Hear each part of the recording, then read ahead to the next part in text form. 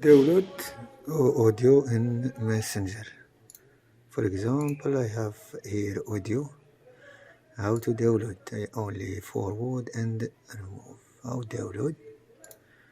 Okay, I go here, Albar, and change W by M and enter.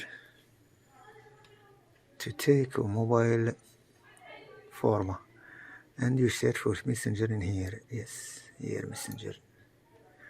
And you look for audio. That's the audio.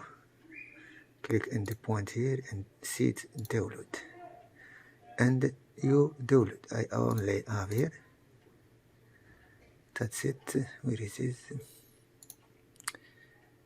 Where is? Okay, I download it. I download. Yes. Okay. Audio clip. Okay, save. That's it. Audio clip. Where it is? That's it. And format is proprietary is MP4. That's his format. MP4. And Camtasia not supports the